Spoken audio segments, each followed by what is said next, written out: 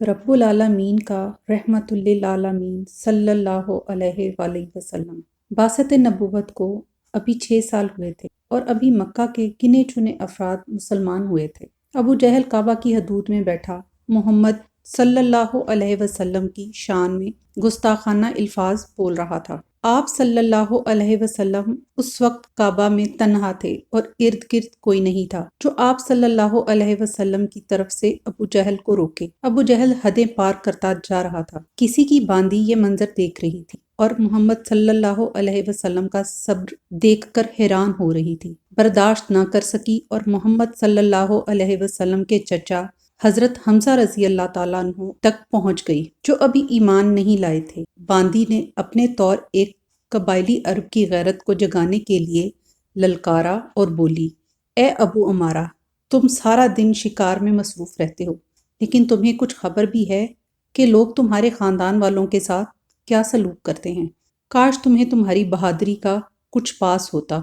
दरियाफ्त करने पर बांदी ने बताया कि अबू जहल ने तुम्हारे भतीजे मोहम्मद सल्लल्लाहु अलैहि वसल्लम को ऐसे ऐसे अल्फाज कहे हैं कि अगर मैं तुम्हें बता दूं तो तुम मुझे ही कत्ल कर दोगे, लेकिन तुम्हें इससे क्या, तुम अपना शिकार करो, ऐश करो और सैर करो।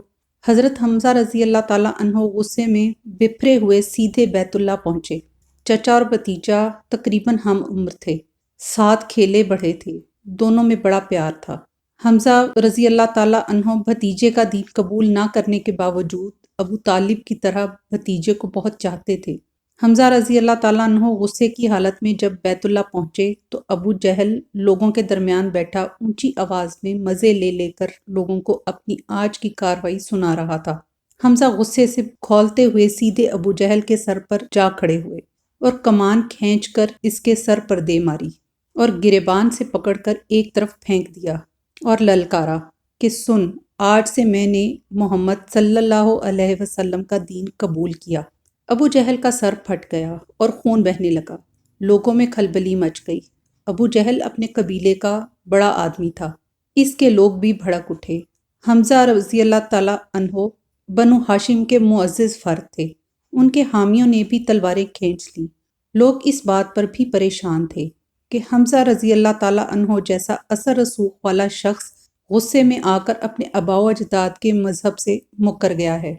बांदी, जिसने हमजा रजी अल्लाह ताला अन्हु को ये सारी बात बताई थी, ये मंजर देख रही थी। वो फौरन वहां से दौड़ी और जिससे भी मिलती ऐलान कर देती कि हमजा रजी अल्लाह ताला अन्हु ने अबू जहल का सर फाड़ दिया है और इस्लाम कबूल कर लिया है। हमजा रजी अल्लाह ताला अन्हु भी जब मोहम्मद सल्लल्लाहु अलैहि वसल्लम के पास पहुंचे तो अभी अबू जहल के साथ होने वाले वाक़े की आप सल्लल्लाहु अलैहि वसल्लम को इत्तला नहीं मिली थी। हजरत हमजा ने मोहम्मद सल्लल्लाहु अलैहि वसल्लम को बताया कि उन्होंने अबू जहल को सबक सिखा दिया है और इसे सबक सिखाने के लिए आप सल्लल्लाहु अलैहि वसल्लम का दीन भी कबूल कर लिया है। मगर जवाब में मोहम्मद सल्लल्लाहु अलैहि वसल्लम ने कुछ अजीब कैफियत से फरमाया कि चचा, इससे कोई फ़र्क नहीं पड़ता। आप इस बात की शहादत दें कि अल्लाह का कोई शरीक नहीं और तन्हा इबादत के लायक है। हज़रत हमजा रज़ी अल्लाह ताला अन्हु ने भतीजे को खुश करने के लिए कहा कि ठीक है, अगर तुम्हारी यही खुशी है तो मैं ये ऐलान कर देता हूँ। आप सल्लल्लाहु अलैहि वसल्लम ने फरमाया, नहीं चचा, आप ये ऐलान मुझे नहीं बल्कि अल्लाह को खुश करने के लिए करें। अब हज़रत हमजा रज़ी अल्लाह ताला अन्हु ने अल्लाह की खुशनुदी के लिए कलमा अदा किया कि मैं शहादत देता हूँ अल्लाह का कोई शरीक नहीं और वो तन्हा इबादत के लायक है, और भतीजे, मैं तुम्हें इसका पैगंबर मानता हूँ। हज़रत हमजा रज़ी अल्लाह ताला अन्हु का मक्का में वो दबदबा था कि उन्होंने मदीना की तरफ अली ऐलान हिजरत की, मगर किसी को जुर्रत ना हुई कि उनका रास्ता रोक सके। जंगे बदर में अबू सुफियान की बीवी हिंदा का चचा और भाई भी हज़रत हमजा रज़ी अल्लाह ताला अन्हु की तलवार की जद में आए, और फिर जंगे बदर में हज़रत हमजा रज़ी अल्लाह ताला अन्हु का जो किरदार था, इस पर भी मक्का वालों में इंतकाम की आग सुलग उठी थी। जबीर बिन मुतम का एक हबशी गुलाम था, वहशी बिन हर्ब। जबीर ने एक दिन वहशी से कहा कि क्या तुम आज़ाद होना चाहते हो? अगर तुमने हमजा रज़ी अल्लाह ताला अन्हु बिन अब्दुल मुत्तलिब को कत्ल कर दिया तो तुम्हें आज़ाद कर दिया जाएगा। آزادی کے لالچ میں وحشی نے کلہاڑی اور برچھی چلانے کی خصوصی مشق شروع کر دی۔ ہندا کا بھائی اور چچا کا انتقام رہتا تھا۔ اس نے بھی وحشی کی ہمت بندھائی کہ اگر تم نے یہ شکار کر لیا تو وہ انعام پاؤ گے کہ کبھی خواب میں بھی نہ دیکھا ہوگا۔ وحشی بن حرب اپنی تیاری میں اس قدر طاق ہو گیا کہ اب اس کا نشانہ چوکتا نہ تھا۔ جنگ احد میں اسے موقع مل گیا۔ حضرت حمزہ رضی اللہ تعالیٰ عنہ اس کے ہاتھوں شہید ہوئے۔ ہندا نے حضرت حمزہ رضی اللہ تعالیٰ عنہ کی لاش کا پیٹ چاک کیا، کلیجہ باہر نکالا اور اس سے ایک حصہ کاٹ کر منہ میں لے لیا، مگر اس سے نگلا نہ گیا اور اسے قے ہو گئی۔ اس کے بعد بھی اس کی تسلی نہ ہوئی۔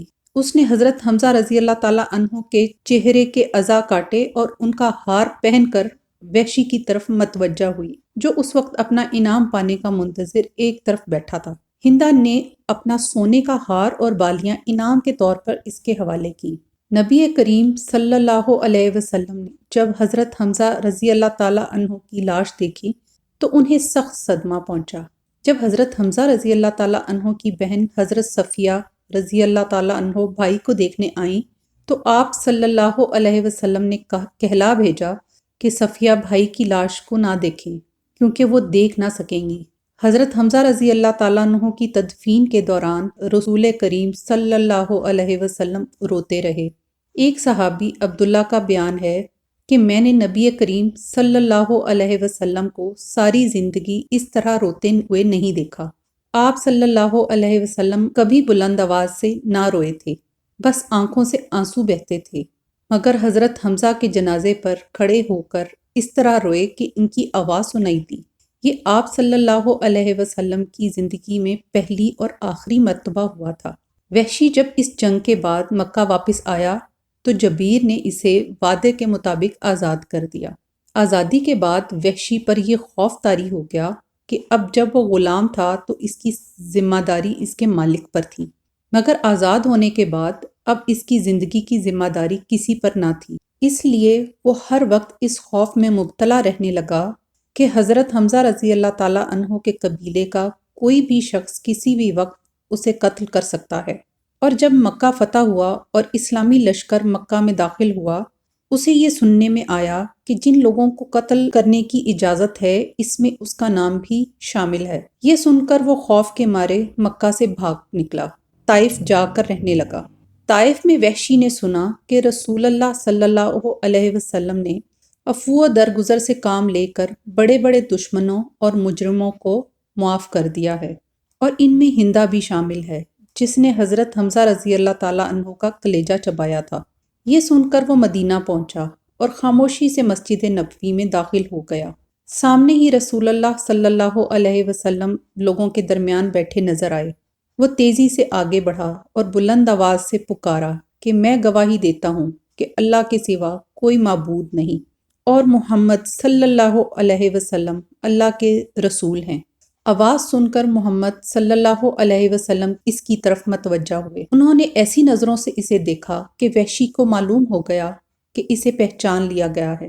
رسول اللہ صلی اللہ علیہ وسلم نے پوچھا، تم وحشی بن حرب ہو؟ اس نے کہا ہاں۔ یہ سن کر آپ صلی اللہ علیہ وسلم نے منہ دوسری طرف پھیر لیا۔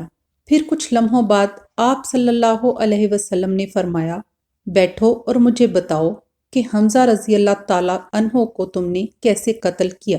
وحشی بیٹھ گیا اور پورا واقعہ بیان کر دیا۔ وحشی خاموش ہوا تو آپ صلی اللہ علیہ وسلم کا چہرہ غصے سے سرخ ہو چکا تھا، اور آپ صلی اللہ علیہ وسلم نے صرف اتنا کہا کہ وحشی تم پر افسوس ہوا۔ پھر کچھ لمحوں کے بعد فرمایا کہ میری نظروں سے دور ہو جاؤ، تم مجھے نظر نہ آیا کرو۔ وحشی کے لیے دور ہونے کے یہ الفاظ گویا زندگی کا پروانہ تھے۔ اس کے معنی یہی تھے کہ اس کے قتل کا فیصلہ واپس لے لیا گیا ہے اور اسے ناپسندیدہ شخص کے طور پر صحیح بہرحال جینے کی آزادی اور حق ہے۔ اس کے بعد وحشی اس کیفیت سے دوچار رہنے لگا کہ معلوم نہیں اس کا جرم معاف ہوا ہے کہ نہیں۔ وہ مسلسل اس سوچ میں رہنے لگا کہ رسول اللہ صلی اللہ علیہ وسلم کو کیسے خوش کرے اور اپنے جرم کا کفارہ کیسے ادا کرے۔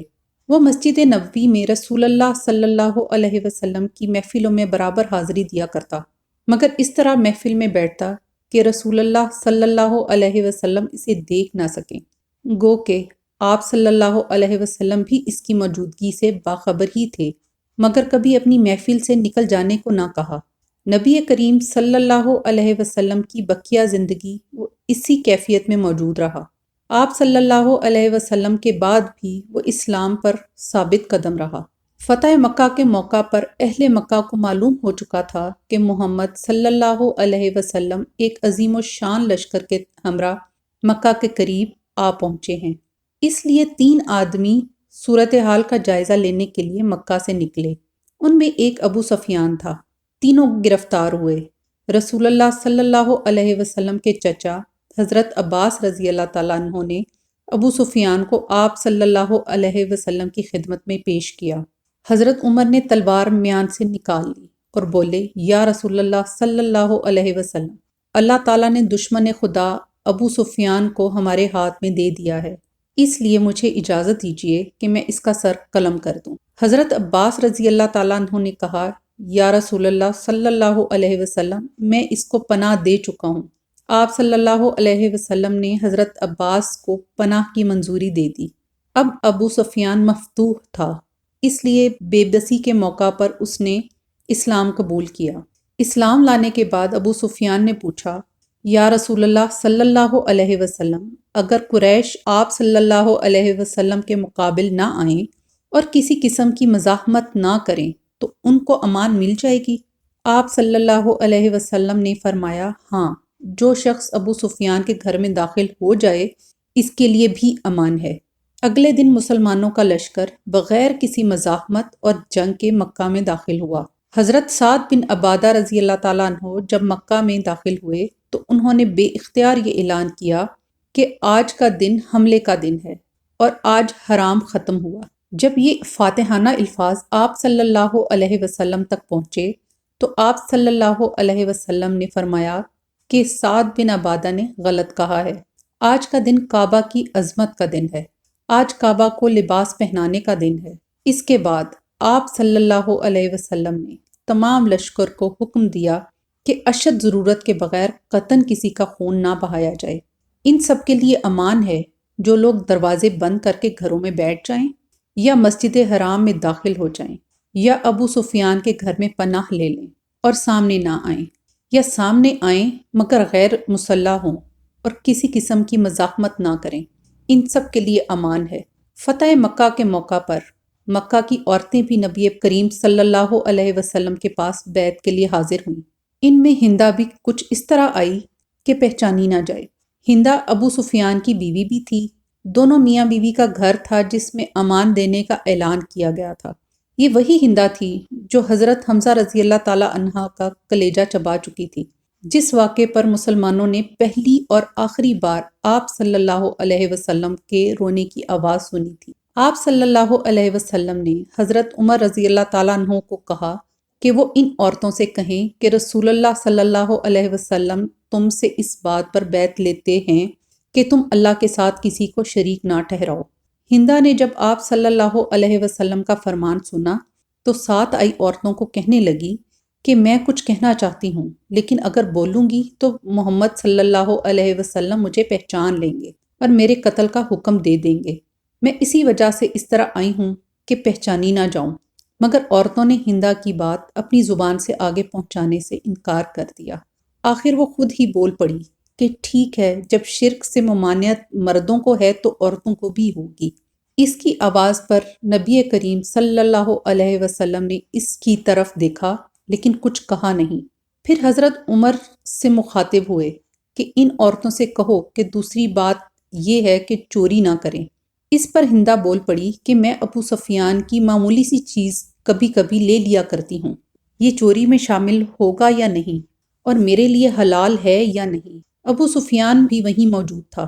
یہ سنتے ہی کہنے لگا، میرے گھر میں سے جو کچھ بھی تم نے لیا ہے وہ سب میں تمہارے لیے حلال کرتا ہوں۔ اب نبی کریم صلی اللہ علیہ وسلم نے اس کو پہچان لیا اور اس کی یہ حالت دیکھ کر مسکرا دیے اور اسے اپنے پاس بلا لیا۔ اس نے سامنے آ کر رحمت للعالمین صلی اللہ علیہ وسلم سے اپنے جرم کی معافی مانگی تو رحمت للعالمین صلی اللہ علیہ وسلم نے فرمایا، تم وہی ہندا ہو؟ ہندا بولی جی میں وہی ہندا ہوں۔ فرمایا جاؤ آج میں نے تمہیں معاف کیا۔ ام المومنین حضرت ام حبیبہ اسی ابو سفیان کی بیٹی تھیں۔ پہلی شادی کے بعد تاجر شوہر کے ساتھ ایتھوپیا چلی گئیں۔ وہاں مسلمان شوہر دوبارہ عیسائی ہو گیا اور عیش و عشرت میں مبتلا ہو گیا۔